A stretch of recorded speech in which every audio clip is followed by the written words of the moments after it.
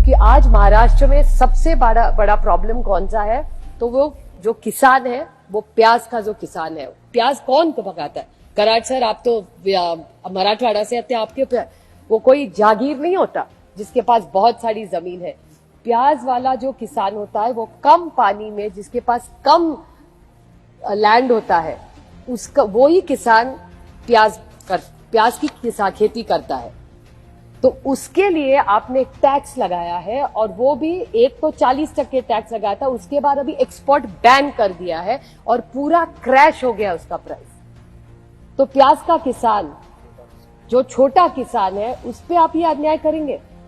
तो आज सारे जो किसान हैं वो आंदोलन कर रहे हैं। मेरी विनती है इस सरकार से कि एक तरफ आप बोल रहे हैं कि हम दुगनी करेंगे उनकी इनकम, और दूसरी तरफ आप टैक्स लगा रहे हैं और एक्सपोर्ट बैन कर रहे हैं। They are consistently inconsistent. This is the quality of this government when it comes to farmers policy. और 40%, इस देश का सबसे बड़ी उद्योगपति भी 40% टैक्स नहीं भरता, लेकिन मेरे सबसे बड़ा छोटा जो किसान है वो 40% टैक्स इन्होंने लगाया। ये कौन सा न्याय हुआ सर?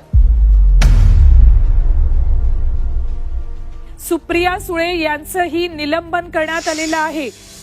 राष्ट्रवादीच्या खासदार सुप्रिया सुळे यांचं निलंबन करण्यात आलंय। आजही 59 खासदारांचं निलंबन करण्यात आलेलं आहे। ये बुरी बात हुई आज, और हम सबका हम क्या कर रहे थे, हम किसानों के लिए खड़े हो रहे थे।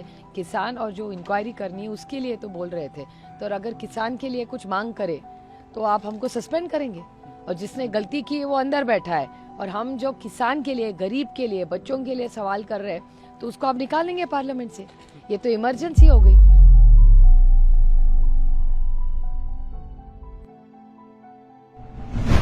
हे ट्रिपल इंजिनचं जे खोक्याचं सरकार आहे, हे अतिशय असंवेदनशील आहे।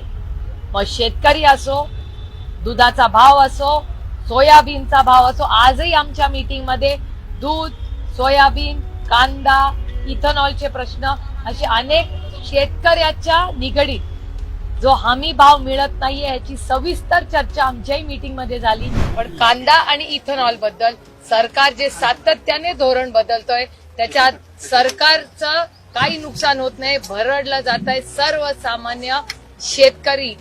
आणि मी अशा म्हणजे ज्याला पॉलिसी पॅरालिसिस म्हणतात, असं शेती खात्याबद्दल या केंद्र सरकारचं धोरण आहे। मग आमचा कांदा जर एक्सपोर्ट दुसऱ्या देशात जात असेल आणि आमच्या शेतकऱ्याला 2 पैसे मिळत असतील, तर या सरकारला प्रॉब्लेम काय? म्हणजे शेतकऱ्याचा सगळ्यात विरोधी सरकार कुठलं असेल, तर आजचं केंद्र आणि महाराष्ट्राचं सरकार आहे। तुम्ही का नाही, एरवी पालकमंत्री बदलण्यासाठी तुम्ही 10 वेळा दिल्लीला जाता, पण कांद्याला हमी भाव मिळाल्यासाठी मला कुठलाही मंत्री दिल्लीला गेलेला महाराष्ट्रातून मी पाहिलेला नाही आणि ऐकलेलं पण।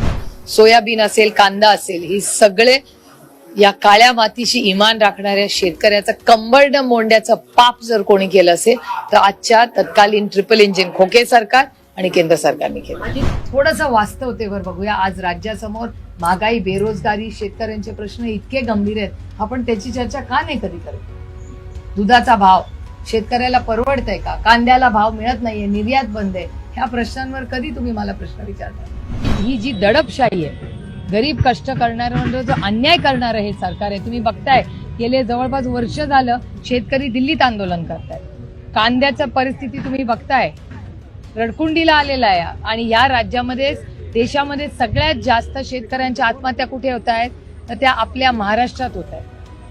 मग 6,000 रुपये ते देतात, आम्ही हमी भाव देतो, डबलिंग ऑफ इन्कम, हे सगळं झालं असतं तर आत्महत्या का केल्या असत्या या शेतकऱ्यांनी? कधीतरी महाराष्ट्र सरकारच्या वतीने कोणी दिल्लीला जाऊन न्याय मागितलाय का याच्यासाठी? तर कधीच नाही।